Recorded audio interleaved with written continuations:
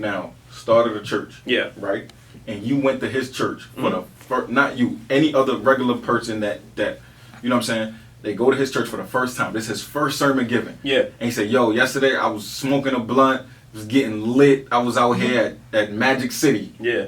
You know what I'm saying? Wildin. Next week his church is empty. That's his first sermon? Yes. No. And I agree. No, I'm saying that's next week his church is empty. And that's the problem. Listen to what I'm saying. And I'm That's our fault. I'm going to tell you why that's the problem. That's the problem because we have put too much faith in the man. That's exactly what I'm saying.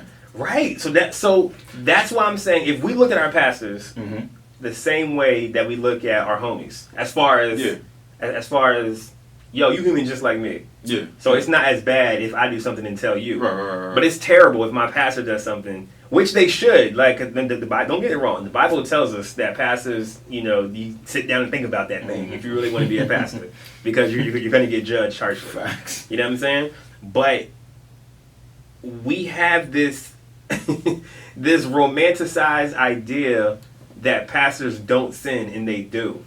But you were just saying that that's the pastor's fault. What's pastor's fault? The fact that we see them that way.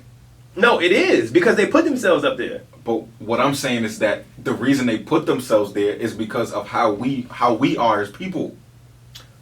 I'm gonna be honest. If I need to be led through something, I need my pastor or I need my leader to be on the other side. Yeah. Right. Because he can't lead me through something that he's still in himself. I agree. So the standard, the expectation should be there. You should expect your pastor not to be perfect. Not on a pedestal. What expectation? That they should have something. I'm not putting them on a pedestal and say, like, look up here, this is where you are. Sure. But you should be ahead of me enough to be able to turn around and give me guidance. Can't take me nowhere you've never been. Yeah, facts. I agree with that. I don't disagree with that. So that I should expect that of a pastor. I go to a pastor. Expect what though? What are you saying? For him to be further along, like not in the same struggles as me. Like being human, yes. Like I'm a human.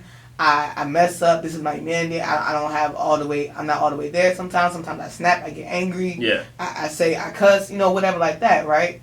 But not being so close, so human to me that we beside each other. You my leader. You're supposed to be in front of me. Correct. No, I agree with that. I think same struggles and different struggles is what we mix up. So you can struggle one place and he can struggle a different place. In God's eyes, both of y'all are struggling somewhere. Mm-hmm. So let's say you struggle with cursing and he struggles with porn. Like, you know what I'm saying? Like, but we put those on two different things. So that's what I'm saying. I don't know, bro. How is that? I don't know, bro. Yo, y'all keep thinking y'all pastors are perfect. No, like y'all gonna get a rude awakening. It's not. Nobody thinks their pastor is perfect. Nobody, I mean, no, I'm saying none of us. Yeah. I don't think anybody is perfect. But you don't want to hear about it though.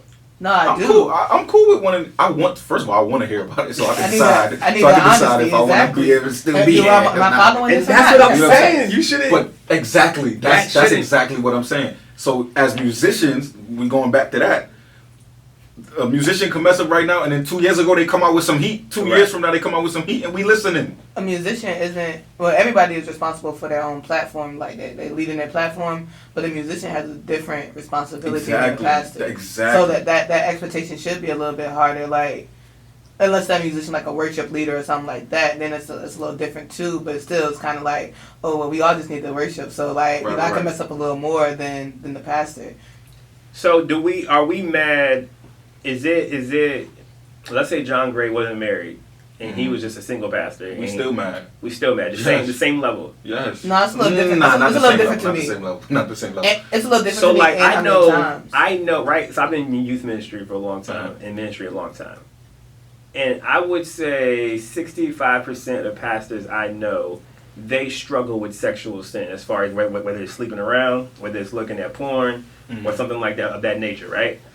And old Corey would have been like, because I was conditioned that you got to be perfect in ministry and you can never be caught sinning or it's going to mess up everything. It's not perfection though. Listen, I'm saying how I was conditioned versus how I look at it now. Okay. So now it's a little different when like I said, 65% of people in ministry that I know who are single, a lot of them are sleeping around, not sleeping around, but like they might have sex smash. like once or twice a month, right? Sleeping around.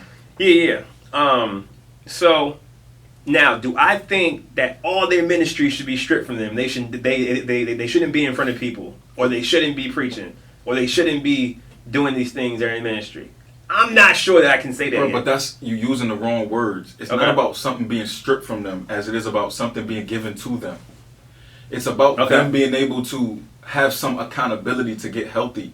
Nobody's saying that you can never preach ever again. Right. Nobody's saying that you can't be able to pour into people ever again. But it's about, like, I think we see sitting down as a negative thing. Mm-hmm. We don't see it as a positive thing. We don't see it as a thing that's there to help you and there to help you get healthy as a person. Because eventually, if you don't get that time, eventually you're gonna be wilding. It's gonna lead to I'm telling you, eventually it starts with, like you said, it starts with one or two times a month. Nobody holding you accountable. Nobody. After a while, it's just you're gonna be every day wilding. Nah, I disagree. Because. So you don't think one blunt leads to two? No, I know people that smoke. Like, I just do it occasionally, and they just smoke or drink. So I think I disagree with you because I know people who do this, and they say, I don't want to get too crazy with it, but I'm not going to say that I'm out here like not doing it at all. But like they have enough self-discipline to where they're like, no, I'm just going to do it once or twice a month. I'm good. But drinking a glass and having sex with, you know what I'm saying, a bunch of women every month is that's two different things. Well, not drinking, but let's say they're doing, because drinking is not a sin, but let's say they sin differently. And I'm saying there is no precedent of what we do when you have a sexual sin versus a domestic abuse sin. So let me ask you a question. Yeah, both are wrong. So let me ask you a question. Okay. If that person gets on the stage and tell all their youth kids, stop having sex. That's different. They shouldn't do that. So what are we doing here? No, that's what I'm saying. So those pastors will never preach against the sin that they're doing, I feel like. Or they shouldn't. Then come on, son.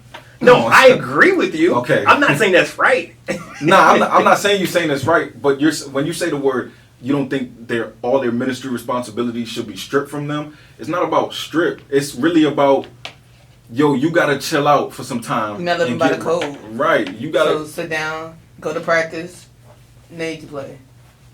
But do we ever live by the code?